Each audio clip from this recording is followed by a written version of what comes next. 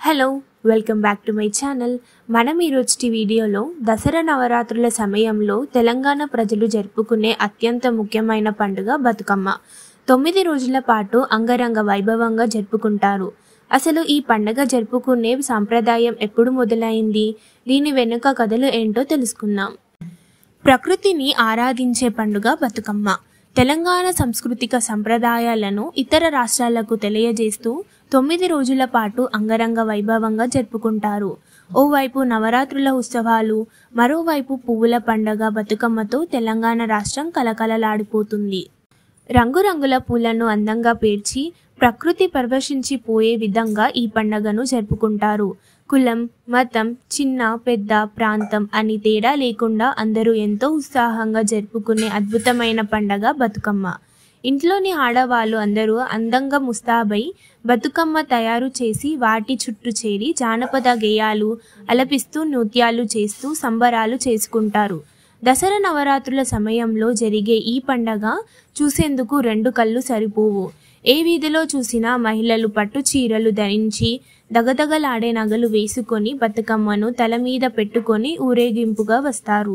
ఈ ఏడాది బతుకమ్మ పండుగ అక్టోబర్ 2 నుంచి 10వ తేదీ వరకు జరుపుకోనున్నారు. బతుకమ్మ పండుగ కోసం మహిళలు అందరూ పొలాల గట్ల వెంబడి రంగురంగుల పూల కోసం వెళతారు. 9 రోజుల పాటు 9 పేర్లతో బతుకమ్మను తయారు చేసి ప్రత్యేక నైవేద్యాలు సమర్పించి గౌరీదేవిని పూజిస్తారు. అమ్మలక్కలు అందరూ ఒక చోట చేరి ఆనందంగా గడుపుతారు. ఈ పండగ జరుపుకునే ఆనవాయితీ ఇప్పటిది కాదని పెద్దలు చెబుతున్నారు. సుమారు 1000 సంవత్సరాలకు పైగా ఈ పండగను జరుపుకుంటూ వస్తున్నారు. మొదట్లో గ్రామాలలో జరుపుకుండగా అది ఊరి వాడ నుంచి వివిధ ప్రాంతాల ప్రజలు జరుపుకోవడం మొదలుపెట్టారు. ఇప్పుడు ప్రపంచంలో ఉన్న అనేక మంది తెలుగు ప్రజలు బతుకమ్మ పండగను జరుపుకుంటున్నారు.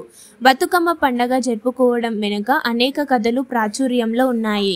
అవి ఏంటో తెలుసుకుందాం. పురాణాల ప్రకారం గౌరీదేవి మహిషాసురుడు అనే రాక్షసుడిని సంహరించింది.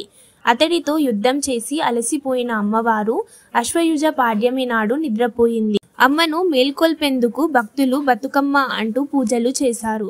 అలా విజయదశమి సమయంలో అమ్మవారు మేల్కొన్నారు. అప్పటి నుంచి బతుకమ్మ జరుపుకుంటున్నట్లు కొందరు చెబుతారు. చోళరాజు ధర్మంగాదకు పెళ్లి జరిగి సంవత్సరాలు గడిచినప్పటికీ పిల్లలు కలగలేదు. ఎన్నో పూజలు వ్రతాలు ఆచరించిన తర్వాత అతడి భార్య లక్ష్మీదేవి లాంటి ఆడపిల్లకు జన్మనిచ్చింది. ఆమె ఎన్నో ప్రమాదాలను తట్టుకొని బతికింది.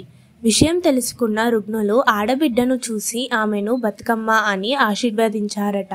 అందువల్ల ఆమెకు తల్లిదండ్రులు బతుకమ్మ అని పేరు పెట్టారు. అప్పటి నుంచి బతుకమ్మ ఆడపడుచుల పండగగా మారిందని మరికొందరు చెబుతారు. 9 రోజుల పాటు బతుకమ్మ పండగను జరుపుకుంటారు. ప్రతిరోజు ప్రత్యేక నైవేద్యం చేసి గౌరీదేవికి సమర్పిస్తారు. మొదటి రోజు ఎంగిలి పూల బతుకమ్మ, 2వ రోజు అటుకుల బతుకమ్మ, 3వ రోజు ముద్దపప్పు బతుకమ్మ, 4వ రోజు నానబియ్యం బతుకమ్మ, 5వ రోజు అట్ల బతుకమ్మ, 6వ రోజు అలిగిన బతుకమ్మ, 7వ రోజు వేపకాయల బతుకమ్మ, 8వ రోజు వెన్న ముద్ద బతుకమ్మ, 9వ రోజు సద్దుల బతుకమ్మ జరుపుకుంటారు. 8 రోజులు ప్రత్యేక నైవేద్యాలు చేస్తారు. కానీ అలిగిన బతుకమ్మ రోజు మాత్రం ఎటువంటి సంబరాలు జరగవు, నైవేద్యం పెట్టరు. ఎందుకంటే ఆ రోజు అమ్మవారు అలిగారని నమ్ముతారు.